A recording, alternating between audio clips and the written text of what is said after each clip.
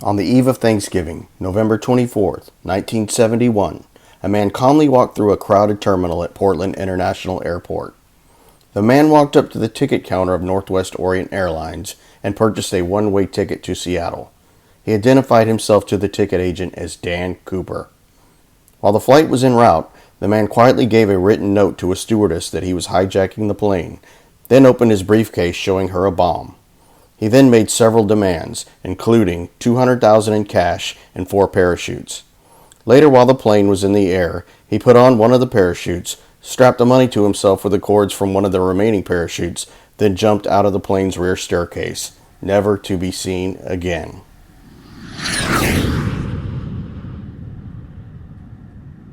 Hello everyone, and welcome back to the Drop on DB Cooper, part 3 of an ongoing series. I wanted to talk about, in this episode, picking up where we left off on episode number 2, about some of the suspects, and get into a little bit more why I believe that DB Cooper was indeed a member of the Special Forces over in Vietnam. And one of the suspects that we talked about in part 2 was that of a Vietnam veteran named Richard Floyd McCoy, who, of course, pulled off a similar hijacking just a few short months after the DB Cooper hijacking.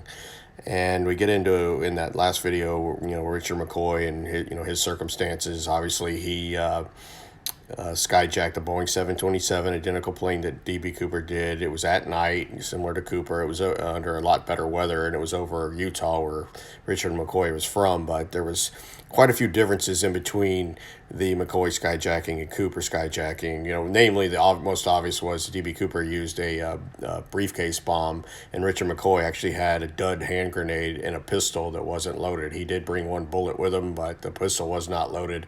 Not sure what the thinking was behind that, but I guess he thought if he got caught, it would be maybe a lesser sentence or something like that. But when you get into the two hijackings in detail, you can see that they were definitely, the similarities ended there, where they were both 727s, and the person got away with it. That's really it. I mean, the details are a lot different, and one of the main details is that, from all accounts, DB Cooper was extremely calm during the whole event.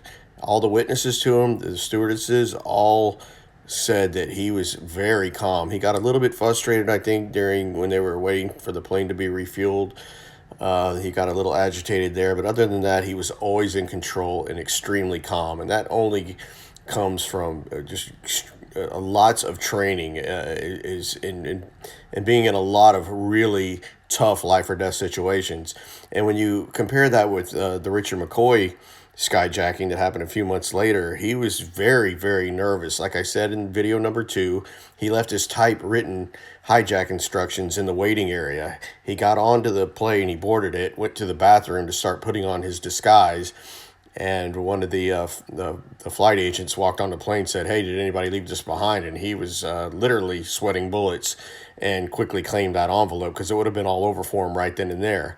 He had already called a lot of attention to himself on that flight. He put on a disguise that looked pretty bad. He was very nervous. People knew something was wrong immediately when McCoy was going to be skyjacking that plane. And you can compare that with DB Cooper, where the people on that flight didn't even know it was hijacked until they got on the ground, and as he stayed calm and collected the whole entire time. So lots of differences there. And what's interesting about it is Richard McCoy was a decorated Vietnam pilot. Obviously, he knew it was a paratrooper as well, and at paratrooper training here, he couldn't have pulled off a skyjacking, but he was a decorated helicopter pilot. He actually won the Distinguished Flying Cross for actions that he did one time in his helicopter when there was a friendly forces compound being overrun by the Viet Cong, and he volunteered to get in his helicopter into pretty bad weather, heavy cloud cover, with no maps. Just went in there and shot up the Viet Cong position and killed 20 of them.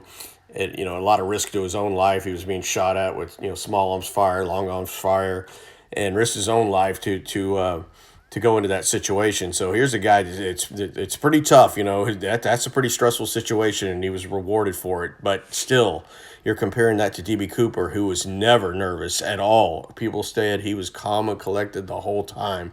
This is a different level of person. When you can compare it to a guy like McCoy, who would win an award like that, the Cooper was just a cut above. I mean, that's why I fully believe that he was Special Forces, and people know who I think it was. I think it was a guy named Ted B. Braden, who was a member of what they call the MACSOG over in Vietnam. That stands for the Materials and Assistance Command Vietnam Studies and Observations Group, which was the elite of the Special Forces. And like I also said, the people over in Vietnam, some of the top ranking commandos said this guy would be the one to pull that off. So I just wanted to make that clear and do that comparison with a guy like McCoy, who was obviously under heavily trained guy and volunteered to go and be in a situation like that. McCoy did 2 terms over in Vietnam and literally begged his wife to go do a third, and she wouldn't let him. You know, money was tight for him. That's probably why he wound up skyjacking the plane that he did. He was under a lot of money pressure. He wanted to get, relieve that. His wife was really on him about it. And he thought, after he heard about the Cooper skyjacking, he thought, oh, that's an excellent idea. And he even told a friend, I would have asked for 500,000 and not 200,000 like Cooper did. Well, that's exactly what McCoy did. He got on there and asked for 500,000 in cash, and he got away with it until he was immediately caught a few days later after bragging about doing it. And they found all but about $6 of the entire $500,000 ransom in his house.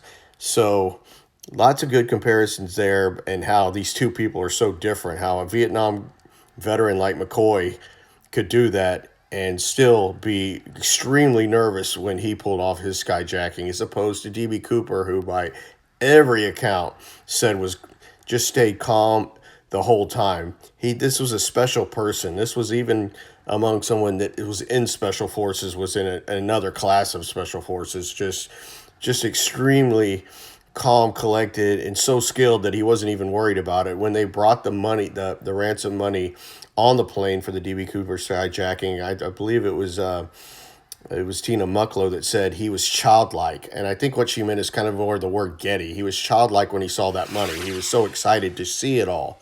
So most people would be thinking, man, this is great. I've got that money, but I got to be jumping out at night out of a 727 into bad weather in unfamiliar territory, basically over the mountains and a lot of cold water. So who would be taking the time out to be thinking how great it was to have that money in front of them? Only somebody that wasn't worried about making that jump, the toughest that there could be.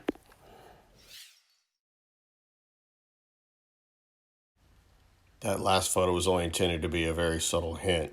Sticking with the DB Cooper being in Special Forces, I wanted to read an article by the venerable Bruce Smith of the DB Cooper world.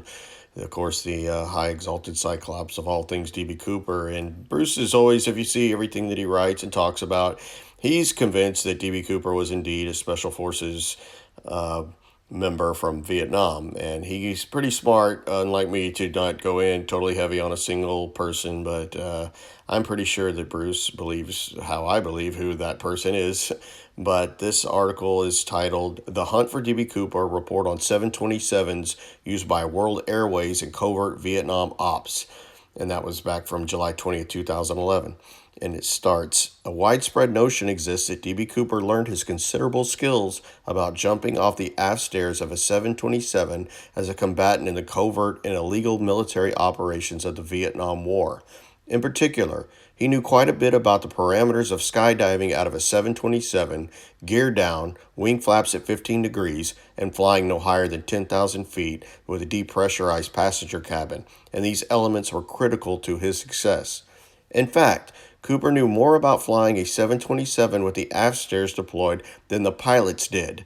So on Tuesday, July 19th, I traveled to Seattle to discuss these issues over lunch with a former Boeing engineer, Bob Saleshaw, and to meet his friend Everett Johnson, a former 727 pilot. Then Bruce goes on to write, Everett got his information from a senior pilot at World named Tom Saylor. After his Okinawa flights, Everett teamed with Saylor, and together they flew out of Sana'a, Yemen, where they were involved in the CIA's efforts to keep tabs on Soviet activities in South Yemen. At that time, Yemen was divided into 2 parts, north and south, and the southern country was ruled by a communist regime, while the northern one, based in the capital city of Sana'a, was aligned with the United States. Everett and Saylor flew 727s out of Sana'a, and their activities ranged throughout the Middle East. Everett did not disclose many details on those operations, but he did say that World Airways double registered its 727s as both World and Yemen Airways aircraft to provide some cover for its covert operations in Vietnam and elsewhere. Everett told me about what Saylor had described regarding his activities in Vietnam. Everett said that Saylor had told him that World Airways had three 727s active in Vietnam, and that Saylor had flown many illegal sorties over Laos and Cambodia. During these flights, he would airdrop cargo and small squadrons of commandos drawn from an elite group of about 20 soldiers who parachuted out of the back of the 727s from its unique aft stairs, which could be lowered in flight. For cargo, Everett said, the 727 crew inserted an aluminum chute over the aft stairs for the cargo to slide down, and this device was stored in place overhead in the stairway area. As for the troopers, they went out much the same way D.B. Cooper is believed to have exited his aircraft. They just walked down to the bottom step and jumped, Everett said. Everett says he does not recall the code names for these operations, nor does he know the locations for takeoff. However, he did say that the soldiers had to walk back to American lines once their operations were concluded. Everett and Saylor were quite specific about D.B. Cooper being one of these guys. Yeah, I could tell you exactly who D.B. Cooper was, Everett and Saylor declared. He would have been one of maybe 10 guys out of the 20. Okay, that's not too specific, but Saylor's perspective is certainly aligned with those expressed by Sergeant Billy Waugh and Major John Plaster of MACV SOG soldiers who have written extensively about their covert and illegal combat operations during the Vietnam War now that these operations had been declassified.